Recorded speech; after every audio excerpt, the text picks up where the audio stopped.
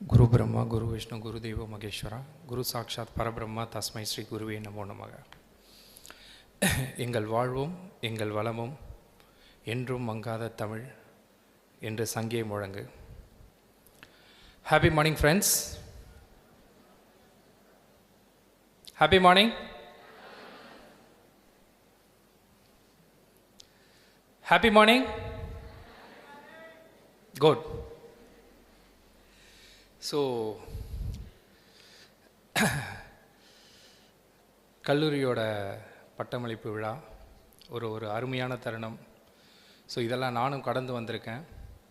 தெரியும், நம்ம கூட இருக்கிற நண்பர்கள் நம்ம மட்டும் பாஸ் ஆகிட்டு டிகிரி வாங்கிட்டு கோட்லாம் மாட்டிட்டு வருவோம். நம்ம கூட இருக்க சில நண்பர்களால் வாங்க முடியாது. சந்தோஷப்படுற நண்பர்களும் இருக்காங்க, கஷ்டப்படுற நண்பர்கள் இருக்காங்க. என்னோடய நண்பரும் வாங்க முடியலன்ட்டு. ஸோ எல்லாருமே டிகிரி வாங்கணும். Because I use to say everywhere that as your principal said that education is a powerful weapon. You can change the world. கல்வியால் மட்டும்தான் இந்த உலகத்தில் நிறைய விஷயங்களை மாற்ற முடியும். ஸோ கல்வின்றது அவ்வளோ ஒரு முக்கியமான விஷயம். இதை ஏன் இந்த தருணத்தில் சொல்கிறேன் அப்படின்னா, நீங்கள் எல்லாம் இதுக்கப்புறம் எத்தனை பேர் ஹையர் ஸ்டடீஸ் பண்ணுவீங்க, எத்தனை பேர் வேலைக்கு போக போகிறீங்க, எத்தனை பேர் தொழிலதிபர் ஆக போகிறீங்க, எத்தனை பேர் வீட்டில் சும்மா இருக்க போகிறீங்க அப்படின்றது தெரியாது. ஆனால் கல்வி உண்மையிலே ரொம்ப பெரிய விஷயம். இதை நான் உணரலை. நான் பி ஃப்ராங்க் உங்கள்கிட்ட சொல்கிறதுக்கு எனக்கு ஒன்றும் வெக்கப்படலை. நான் படிக்கும் போது இதை உணரலை. ஸோ நான் அதுக்கப்புறம் இந்த சமுதாயத்தில் நான் பார்த்து படித்து தெரிஞ்சுக்கிட்ட விஷயங்கள், சமுதாயம் எனக்கு கற்றுக் கொடுத்த விஷயங்கள் நிறைய. ஸோ இந்த சமுதாயத்தை பொறுத்த வரைக்கும் அன்பை விட அனுபவம் தான் நிறைய கிடைக்கும். ஸோ கல்வி அப்படின்றது ரொம்ப ரொம்ப ஒரு முக்கியமான ஒரு விஷயம்.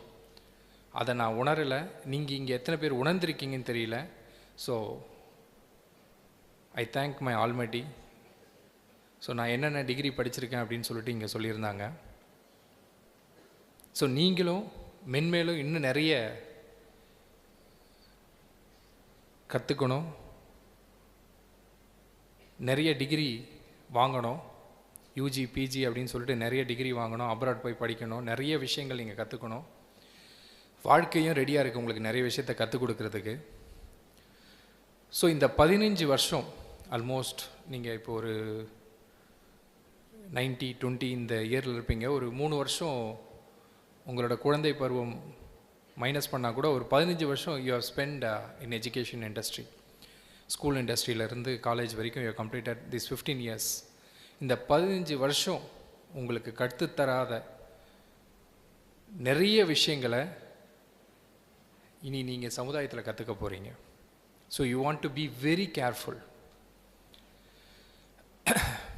ஸோ வாழ்க்கைன்றது அவ்வளோ சாதாரண விஷயம் கிடையாது. என்னடா இப்படி பயமுறுத்துற நினைக்காதீங்க. வாழ்க்கைன்றது ரொம்ப சாதாரண விஷயம். நான் நிறைய இடத்துல நிறைய பேர் சொல்லி கேள்விப்பட்டிருக்கேன், வாழ்க்கையே போர்க்களம், வாழ்ந்து தான் பார்க்கணும், போர்க்களம் மாறலாம், வாழ்க்கை தான் மாறுமா. So life is not a battle ground to struggle.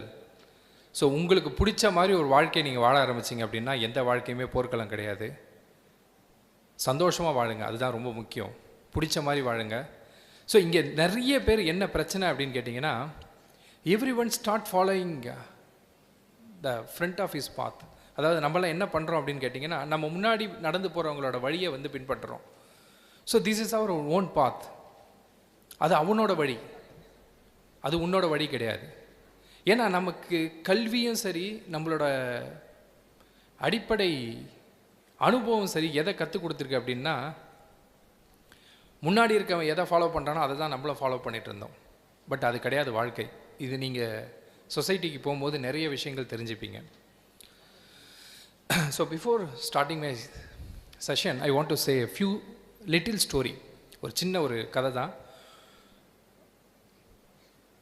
ஒரு 2 சின்ன பசங்க ஒரு ஊரில் இருக்கிறாங்க.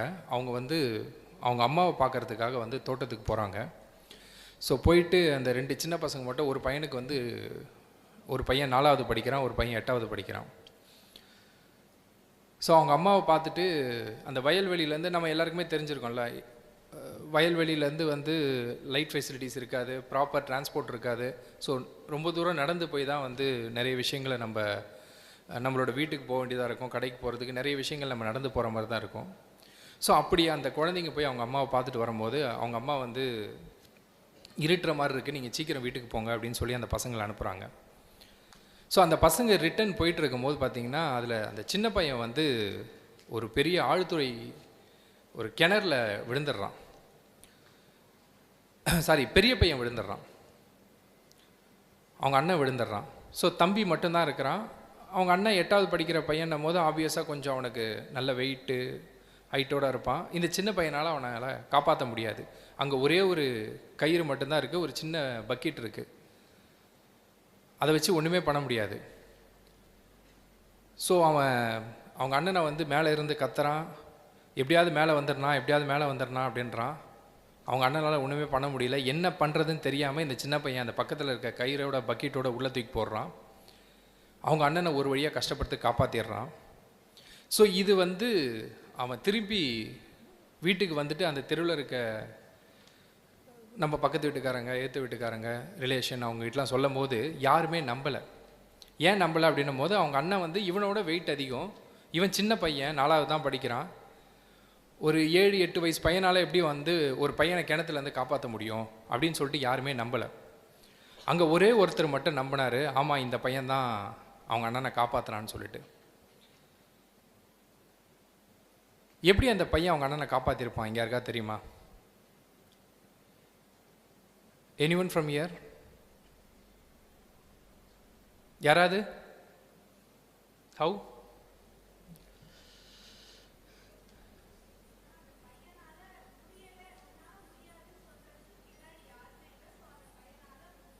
You are exactly correct.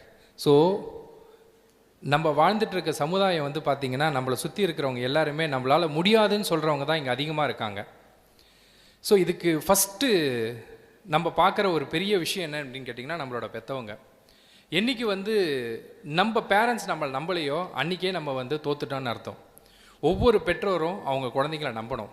என் பையனால் ஜெயிக்க முடியும், என் பையனால் சாதிக்க முடியும், என் பையன் இந்த சமுதாயத்துக்கு ஒரு நல்ல மாணவனாக இருப்பான், இந்த சமுதாயத்துக்கு ஒரு நல்ல குடிமகனாக இருப்பான்னு சொல்லிட்டு தன்னோட பெற்றோர்கள் ஒவ்வொரு குழந்தையும் நம்பணும். நம்பினா மட்டும்தான் ஒரு நல்ல குடிமகனை இந்த சமுதாயத்துக்கு அவங்களால கான்ட்ரிபியூட் பண்ண முடியும். So believe your self. உங்களை நீங்கள் நம்பினா மட்டும்தான். ஏன்னா இந்த சமுதாயம் வந்து நிறைய நெகட்டிவை தான், கண்டென்ட் தான் அதிகமாக வச்சுருக்கு. இங்கே முடியாதுன்னு சொல்கிறவங்க தான் அதிகம், முடியும்னு சொல்கிறவங்க ரொம்ப ரொம்ப கம்மி. எனக்கு தெரிஞ்சு இல்லை, முடியாதுன்னு சொல்கிறவங்க தான் இங்கே அதிகமாக இருக்காங்க. So don't care about them. உங்களோட வாழ்க்கை உங்கள் கையில் தான், நீங்கள் மட்டும்தான் அதுக்காக போராட முடியும். So you work for your future. So லைஃப்பை பொறுத்த வரைக்கும் நிறைய சவால்கள், எதிரி, இதெல்லாம் சமாளித்து நம்ம வந்துட்டுருக்கோம். என்னென்ன பிரச்சனைகள்லாம் வந்து இதுக்கப்புறம் நீங்கள் ஃபேஸ் பண்ண போகிறீங்க அப்படின்றத நான் இங்கே சொல்ல விரும்பலை. ஸோ ஏன்னா நான் சொல்கிறத விட சமுதாயம் உங்களுக்கு கற்றுக் கொடுக்கும்போது இன்ட்ரெஸ்டிங்காகவும் இருக்கும், ஒரு நல்ல எக்ஸ்பீரியன்ஸாகவும் இருக்கும். பட் ஒரே ஒரு விஷயத்தை நான் இங்கே சொல்லித்தரேன். ஃபெயிலியரை மீட் பண்ணாத success it's not a permanent success. தோல்விகளை கண்டு அஞ்சாதீங்க. தோல்வியை சந்திக்காமல் நீங்கள் சந்திக்கிற வெற்றி என்பது நிரந்தரம் இல்லை. So everyone used to say failure is a first step for your success. Of course it's a first step. நீங்கள் ஃபெயிலியரை சந்திக்காமல் எஸ்கேப் ஆகணும், ஃபெயிலியரை சந்திக்காமல் சக்ஸஸை மீட் பண்ணணும்னு நினச்சிங்கன்னா கண்டிப்பாக லைஃப்பில் மீட் பண்ண முடியாது. ஸோ அதுக்கப்புறம் எனக்கு நம்மளோட எஜுகேஷன் சிஸ்டம்லேயும் வந்து ஒரு சில வருத்தங்கள் இருக்குது. 1947 நம்மளோட சுதந்திரம் வாங்கினதுக்கப்புறம் பிரிட்டிஷ் நம்மளை ஆண்டதுக்கப்புறம் இன்னுமே ஆண்டுட்டு இருக்காங்க. ஆக்சுவலாக நம்ம நினச்சிட்டு இருக்கோம் we got a freedom. No, still we are ruled by someone. எப்படி ruled by someone அப்படின்னு கேட்டிங்கன்னா, பிரிட்டிஷ் கொண்டு வந்த நிறைய விஷயங்களை தான் இன்னும் நம்ம ஃபாலோ பண்ணிகிட்ருக்கோம். எக்ஸாம்பிள் நம்மளோட எஜுகேஷன் சிஸ்டம், கரிக்குலம். ஸோ இதுக்கு நம்மளோட பேரண்ட்ஸ் அவங்களும் வந்து சப்போர்ட் பண்ண ஆரம்பிச்சிட்டாங்க, அக்செப்ட் பண்ண ஆரம்பிச்சிட்டாங்க. ஸோ இது வரைக்குமே வந்து after we are celebrated 75 years independence day, இது செலிப்ரேட் பண்ணதுக்கப்புறம் கூட நம்ம எஜுகேஷன் சிஸ்டம் நிறைய மாறுபடலை. ஸோ அதுக்காக தான் இப்போது honourable prime minister Narendra Modiji has taken the initiative to implement NEP. Of course என்இபியில் வந்து எந்த ஒரு இனிஷியேட்டிவ், நான் லாஸ்ட் வீக் கூட ஒரு 2 months முன்னாடி கூட இங்கே தமிழ்நாட்டில் ஒரு ப்ரெஸ் இன்டர்வியூ பேசும்போது சொல்லியிருந்தேன், என்இபி வந்து தமிழ்நாட்டில் வேணான்றாங்க, நிறைய மாநிலத்தில் வேணான்னும் போது நீங்கள் மட்டும் நல்ல விஷயம்னு சொல்கிறீங்களேன்னு. நான் எந்த ஒரு விஷயத்தையுமே நல்ல விஷயம்னு சொல்லலை, எல்லா விஷயத்துக்குமே சாதக பாதகங்கள் இருக்குது. ஸோ அதை பார்த்து நமக்கு என்ன வேணும் அப்படின்னு டிசைட் பண்ணுறது தான் நம்ம அமைச்சிக்கிட்ட நம்மளோட அரசாங்கம். ஸோ கண்டிப்பாக வந்து நம்ம அரசாங்கம் வந்து நமக்கு நல்லது தான் பண்ணுவாங்க. ஸோ என்இபி வந்து ஒரு சில விஷயங்கள் வந்து உண்மையிலே அதில் நல்ல விஷயங்கள் இருக்குது. Because NEP is focus on the research. ஏன்னா இந்த 1947 இது வரைக்குமே வந்து பார்த்திங்கன்னா நம்மளோட பாடத்திட்டங்கள்லாம் எப்படி இருந்திருக்குன்னா, we are providing a cheap labour for the MNCs. So கல்லூரி நிறுவனங்கள் வந்து எப்படி இருந்திருக்கு அப்படின்னு கேட்டிங்கன்னா, லேபர் ப்ரொடியூஸ் பண்ணுற ஒரு கம்பெனியாக தான் இருந்திருக்கு, ஒரு கன்சல்டண்ட்டாக தான் இருந்திருக்கு. ஒரு மாணவனுக்கு வந்து அவன் என்ன வேலைக்கு போகிறான் அப்படின்றது வந்து பெற்றவர்களும் அந்த கல்லூரியை முடிவு பண்ணுது. அவன் காலேஜ் ஜாயின் பண்ணுறான், ஜாயின் பண்ண உடனே பேரண்ட்ஸ் வந்து என்ன சொல்கிறாங்கன்னா, காலேஜில் எப்படியாவது என் பையனுக்கு வந்து இந்த கம்பெனியில் இந்த சேலரியில் வேலை வாங்கி கொடுத்துருங்க சார், என்னோடய ஃபேமிலியில் எல்லாருமே கஷ்டப்படுறோம், எப்படியாவது இந்த வேலை வாங்கி கொடுத்துருங்க, என் பையன் வந்து வேலைக்கு போனால் தான் என்னோடய ஃபேமிலி வந்து நெக்ஸ்ட் லெவலுக்கு போக முடியும். அஃப்கோர்ஸ் இதெல்லாம் எதுவுமே மறக்கப்படல, நானும் அந்த மாதிரி ஒரு ஃபேமிலியிலேருந்து வந்தவன் தான். பட் இங்கே அது விஷயம் கிடையாது. இங்கே என்ன ஒரு பெரிய தவறு என்ன நடக்குது அப்படின்னு கேட்டிங்கன்னா, நம்ம தெரிஞ்சோ தெரியாமையோ நமக்கு என்ன வேணுன்றதை வந்து அடுத்தவங்க முடிவு பண்ண ஆரம்பிச்சிட்டாங்க. ஒரு நாட்டோட வளர்ச்சி வந்து 2 பேர் கையில் தான் இருக்குது. ஒன்று வந்து பொலிட்டீஷியன், இன்னொருத்தர் வந்து பிஸ்னஸ்மேன், தொழில் முனைவோர். ஸோ இந்தியாவை பொறுத்த வரைக்கும் ஸ்கில் டெவலப்மெண்ட் பற்றியோ என்டர்பிரினர்ஷிப் ஸ்கில் பற்றியோ பேசுகிறதுக்கான நபர்கள், மெம்பர்ஸ் வந்து ரொம்ப கம்மியாக இருக்காங்க. No one is ready to speak about the entrepreneurship skill development. So இந்தியாவுக்கு இப்போ தேவை நிறைய தொழில் முனைவோர், start up ideas, incubation centres, entrepreneurship skills. நீங்கள் யாருக்கும் வேலை வாங்கி கொடுக்காதீங்க, அவனுக்கு வேலை வேணும்னா அவன் வேலைக்கு போவான். நான் ஒரு 3 வருஷத்துக்கு முன்னாடி பிட்ஸ் கேம்பஸ் போயிருந்தேன். இங்கே எத்தனை பேருக்கு தெரியும் தெரில, Birla institute of technology. BITS campus போகும்போது அங்கே அவரோட டைரக்டர்கிட்ட பேசும்போது தான் வந்து எனக்கு தெரிஞ்ச ஒரு விஷயம், என்னோட நாலேஜ்க்கு ஸ்பார்க்கான ஒரு விஷயம். ஸோ இங்கே இந்தியாவில் பெருமளவான கல்லூரிகளில் வந்து பார்த்திங்கன்னா 100% பிளேஸ்மெண்ட் அப்படின்னு சொல்லிட்டு எல்லா அட்வர்டைஸ்மெண்ட்ஸ்லேருந்து எல்லாமே வரும். So I was asking about bits. Sir, every one use to say that 100% placement, what about you? So he simply says that we are not a job consultant. Bits வந்து ஜாப் கன்சல்டன்ட் கிடையாது, we are education institution. அவன் கல்வி கற்றுக்க தான் இங்கே வரானே தவிர அவனுக்கு வேலை வாங்கி தர்றது என் வேலை கிடையாது. பட் இந்தியாவில் பெரும்பாலான கல்வி நிறுவனங்கள் வந்து ஜாப் பிளேஸ்மெண்ட்ஸ் கொடுத்துட்ருக்காங்க. எனக்கு என்ன வேணுன்றதை கல்லூரி முடிவு பண்ணுறாங்க, அது தவறு. College wants to, education institute wants to focus on the skill development. அவனை ஒரு நல்ல ஒரு என்டர்ப்ரனராக உருவாக்கணும். ஒரு நல்ல என்டர்ப்ரனரால் மட்டும்தான் இந்த லைஃப், இந்த வேர்ல்டை சேஞ்ச் பண்ண முடியும். So I request, there is huge opportunities are there in India. So இந்த கடந்த ஒரு 10 வருடங்களாக பார்த்தீங்கன்னா நிறைய start up idea, start up concept, இங்கே எத்தனை பேர் இதை பற்றி பேசியிருக்காங்கன்னு தெரில, இந்த கல்லூரிக்கு வந்து இதை பற்றி பேசியிருக்காங்கன்னு தெரில. பட் நான் என்னோடய பேக்ரவுண்ட் வந்து சைபர் செக்யூரிட்டியாக இருந்தாலுமே நான் எங்கெங்கெல்லாம் வந்து young minds like you I am seeing, எங்கெங்கெல்லாம் நான் பார்க்குறேனோ I use to speak about the start up ideas and start up concepts. So உங்களுக்கு என்னென்ன விஷயங்கள்லாம் வந்து இப்படி பண்ணலான்னு தோணுதோ தயவு செய்து அந்த விஷயங்கள்லாம் வெளிக்கொண்டு வாங்க. இங்கே பிரச்சனையே என்ன அப்படின்னு கேட்டிங்கன்னா, நிறைய பேருக்கு வந்து ஐடியாஸ் இருக்கும், அதை இம்ப்ளிமெண்ட் பண்ண தெரியாது, அதை எக்ஸிக்யூட் பண்ண தெரியாது. அதை எக்ஸிக்யூட் பண்ணுறதுக்கு ஃபண்ட்ஸ் வேணும்.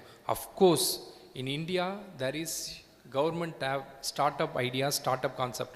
இங்கே தமிழ்நாடு கவர்மெண்ட்லேயே வந்து டிஎன் ஸ்டார்ட் அப்னு சொல்லிட்டு ஒரு கவர்மெண்ட்டில் ஒரு எம்எஸ்எம்இயில் ஒரு ஸ்கீம்ஸ் இருக்குது. ஸோ உங்களோட ஐடியாஸ் நீங்கள் அங்கே ப்ரெசென்ட் பண்ணீங்க அப்படின்னா they use to funds for you. உங்களோட ஐடியாவுக்கும் அவங்க ஃபண்ட் பண்ணுவாங்க. ஒரு 5 years 10 years வந்து உங்கள் கூடயே அவங்க இருந்து அது எக்ஸிக்யூஷன் கொண்டு வர வரைக்கும் they will support you. So government of India and state government, both government are ready to support for your start up ideas. அது இல்லாமல் நிறைய ஏஞ்சல் இன்வெஸ்டர்ஸ் இருக்காங்க.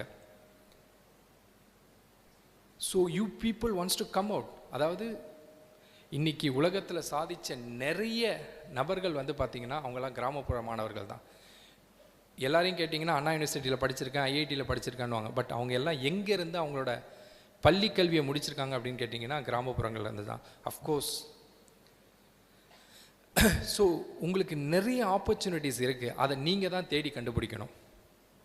ஸோ அதை தேடி கண்டுபிடிக்கும் போது மட்டும்தான் நீங்கள் உங்களை சுற்றி இருக்க சமுதாயம், உங்களோட அப்பா அம்மா, உங்களோட ஃப்ரெண்ட்ஸ், ரிலேஷன் எல்லாருமே அடுத்த லெவலுக்கு போக முடியும். உங்களோட அடுத்த முயற்சி அப்படின்றது உங்களோட வெற்றி மட்டும் கிடையாது, உங்களோட அடுத்த நிலைமைக்கான தேடுதல் கிடையாது. உங்களை சார்ந்திருக்க எல்லாருடைய முன்னேற்றமும் உங்ககிட்ட வந்து தான் ஆரம்பமாகும். ஸோ ஐ ரெக்வெஸ்ட் பேரண்ட்ஸ், இங்கே இருக்கிறவங்க கூட, பையன் படித்த உடனே வந்து ஒரு கம்பெனியில் வேலைக்கு சேர்ந்துடும். அஃப்கோர்ஸ் எல்லாரோட கனவு அதுதான், எல்லாரோட தேவைகளும் அதுதான், நான் இல்லைன்னு சொல்ல வரல. பட் இருந்தாலும் அவன் ஒரு தொழில் முனைவோராக ஆகணும்னு ஆசைப்பட்டானா கண்டிப்பாக அவனோட விஷனுக்கு கொஞ்சம் சப்போர்ட் பண்ணுங்கள். ஏன்னா நிறைய கம்பெனிஸ் வந்து இப்போ நம்மளை ரூல் பண்ணிகிட்ருக்காங்க. நிறைய ஸ்டார்ட் அப் ஐடியாஸ் வந்து இந்தியா கிட்டேருந்து நிறைய கார்ப்பரேட் கம்பெனிஸ் வாங்கிட்டு இருக்காங்க. ஸோ அதை நம்மளே இம்ப்ளிமெண்ட் பண்ணும்போது ஸோ இந்தியா வந்து அடுத்த வளர்ச்சி பாதைக்கு வந்து கண்டிப்பாக போகும். ஸோ தொழில் முனைவோருக்கான இங்கே ஆப்பர்ச்சுனிட்டி அப்படின்றது வந்து இந்தியாவில் நிறைய வளர்ந்துருக்கு. அதுக்கான ஸ்கீம்ஸ், ஃபண்ட்ஸ், நிறைய விஷயங்கள் இருக்குது. So you try to utilise these opportunities for your future growth. So நம்ம எல்லாருமே டிகிரி வாங்கிட்டோம், ஏதோ ஒரு இடத்துல வேலைக்கு போக போகிறோம். எனக்கும் என்னோடய அப்பா அம்மா, இந்த சமுதாயம் எல்லாருமே சொன்ன விஷயம் என்ன அப்படின்னு கேட்டிங்கன்னா, கஷ்டப்பட்டு படிச்சுட்டா இஷ்டப்பட்டு வாழலாம். ஸோ அதுக்கப்புறம் வந்து கார் வாங்கலாம், வீடு வாங்கலாம், நினச்ச மாதிரி ஒரு வாழ்க்கையை அமைச்சிக்கலாம். அஃப்கோர்ஸ் அது எல்லாமே எனக்கு அமைஞ்சிருக்கு, நான் இல்லைன்னா மறுக்கலாம் இல்லை. பட் அதுக்காக you peoples don't lose your life. இங்கே நிறைய பேர் வந்து பிஸ்னஸ்க்காகவும் அவங்களோட ரொட்டீன் லைஃப்காகவும் நிறைய பேர் ஃபேமிலியை லூஸ் பண்ணிவிட்டு ஓடிட்டுருக்காங்க. ஸோ நீங்கள் நாளைக்கு சக்ஸஸ் பண்ணிவிட்டு திரும்பி பார்க்கும்போது உங்கள் ஃபேமிலி இருக்க மாட்டாங்க. ஸோ வாழ்க்கை அப்படின்றது வந்து குடும்பம், தொழில், இது ரெண்டு நிறைஞ்சு தான் ஒரு வாழ்க்கை. ஸோ இது ரெண்டுமே பேலன்ஸ் பண்ணி லைஃப்பை வந்து கொண்டு போகணும். ஸோ இங்கெல்லாம் ஒரு I want to say few things about SR Naidu. நான் அதை முதலே பேசியிருக்கணும். கல்வி பற்றி இந்த இடத்துல பேசும்போது, இந்தியாவை பொறுத்த வரைக்கும் I use to travel all the states district wise நிறைய. இப்போது நாளைக்கு கூட போபால், மத்திய பிரதேஷ் போகிறேன். நிறைய இடத்துல நான் ட்ராவல் பண்ணும்போது இன்னுமே கல்வி வந்து நிறைய மாணவிகளுக்கு வந்து ஒரு எட்டா கனியாக தான் இருக்குது. நிறைய பேருக்கு எஜுகேஷன் இன்னும் போய் சேரல இந்தியாவில்.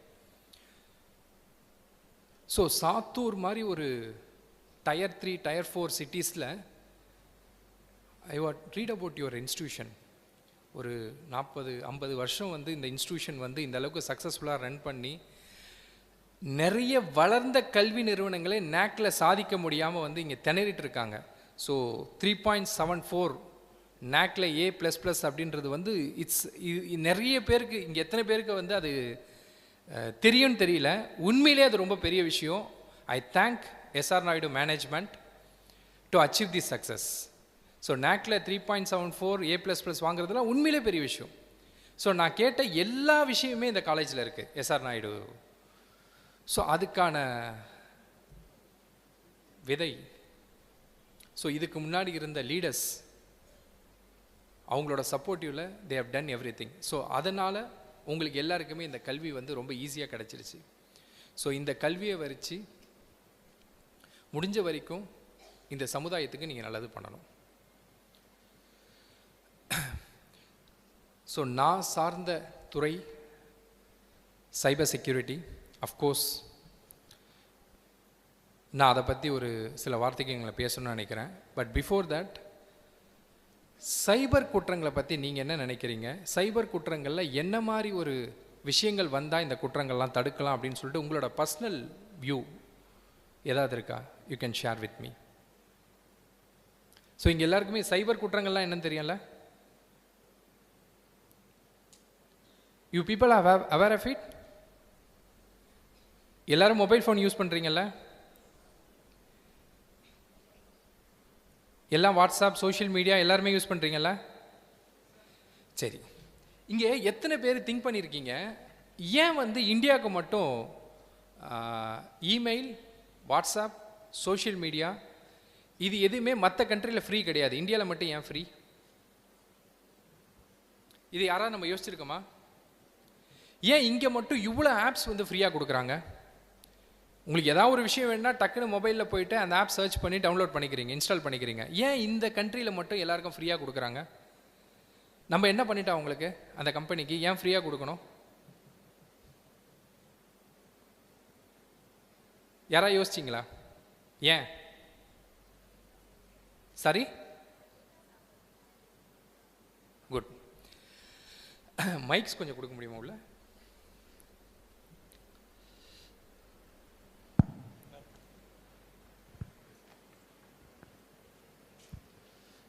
அதுக்காக நம்ம பே பண்ணுற அமௌண்ட் தான் நம்ம டேட்டாஸ். குட். அதுதான் ஃபஸ்ட்டு ரீசன். நெக்ஸ்ட், வேற யாராவது?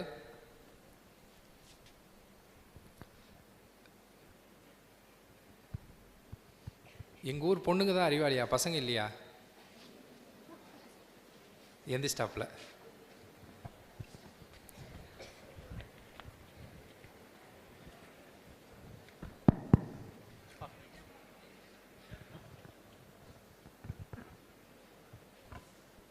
சார், பசங்க அறிவாளியான்னு தெரியாது, ஆனால் ஏதோ ஆன்சர் பண்ணுற அளவுக்கு எங்களுக்கு கொஞ்சம் நாலேஜ் இருக்குது சார். ஆக்சுவலாக என்னென்னா, நம்ம இந்தியா பொறுத்தளவு வந்துட்டு காஸ்ட்டு நம்ம ஒரு ப்ரைஸ் கொடுக்கணும் அப்படின்னு நினச்சோம் அப்படின்னா நிறைய பேர் முன் வர மாட்டாங்க. ஸோ ஃபஸ்ட்டு நம்மளை ப்ராக்டிஸ் பண்ணணும், ஃப்ரீயாக கொடுத்து அவங்கள்ட்ட டேட்டாஸ் வாங்கி ப்ராக்டிஸ் பண்ணி மேபி இன் ஃப்யூச்சரில் அவங்க அதுக்காக நம்ம வந்து சப்ஸ்கிரிப்ஷன் பண்ணுற மாதிரி அவங்க வந்து ரெடி பண்ணுவாங்க. ஸோ அதுக்காக ஒரு ப்ரிலிமினரி மாதிரி தான் இது. Good, correct.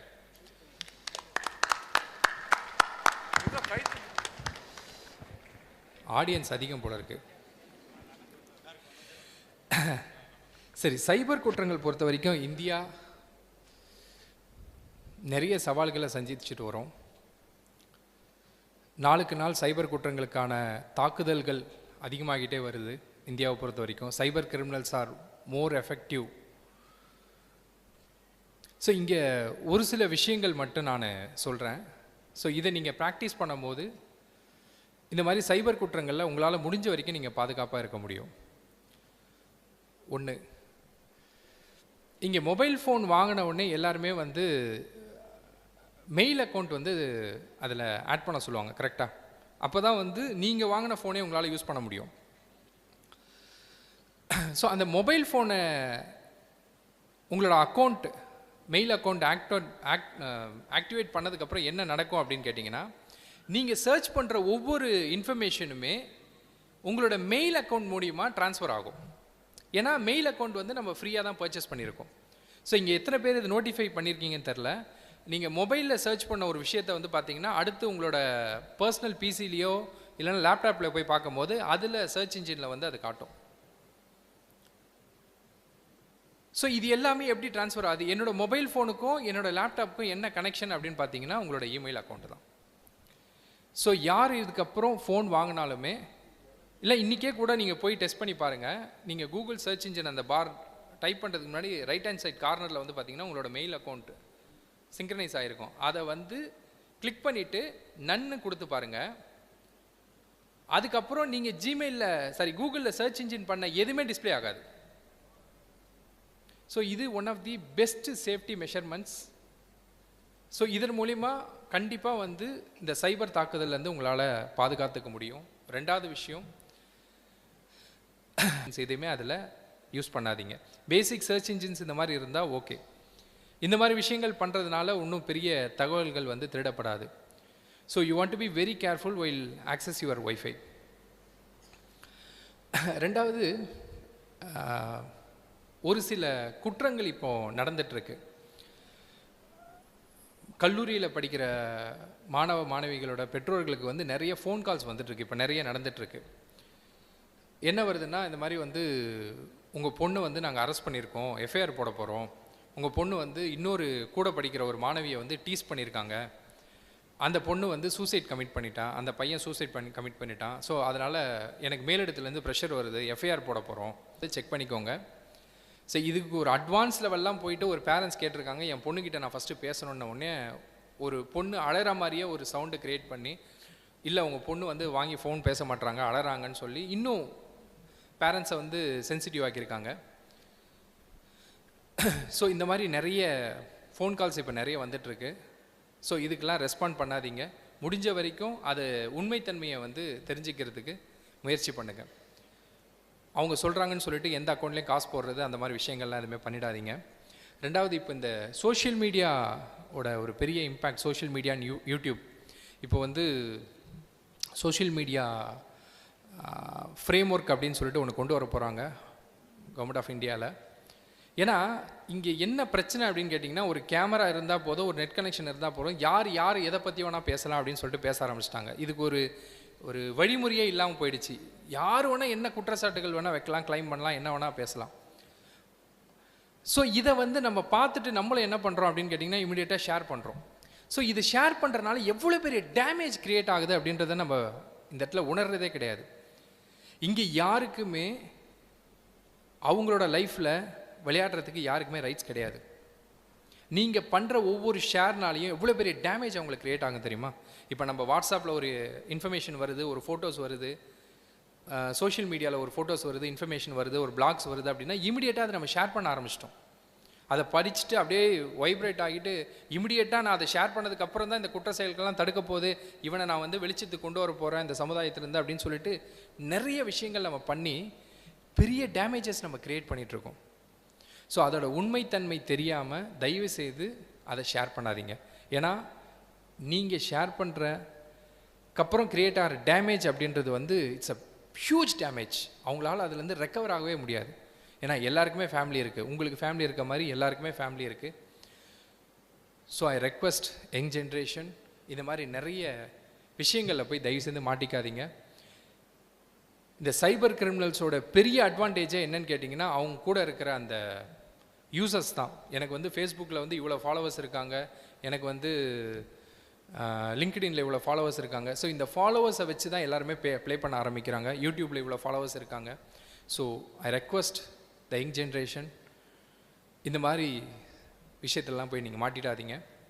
அதே மாதிரி இப்போ நிறைய இந்த பொருட்கள் விற்கிறேன்னு சொல்லிட்டு OLX இந்த மாதிரி நிறைய வெப்சைட்ஸில் வந்து அக்கௌண்ட் நம்பர்லாம் கொடுத்துருப்பாங்க. இந்த அக்கௌண்ட்டில் நீங்கள் பணம் போடுங்க, ஆர்மி ஆஃபீஸர் ஃபோட்டோ அனுப்புறது, இந்த மாதிரி நிறைய ஸ்கேம்ஸ் நடந்துகிட்ருக்கு.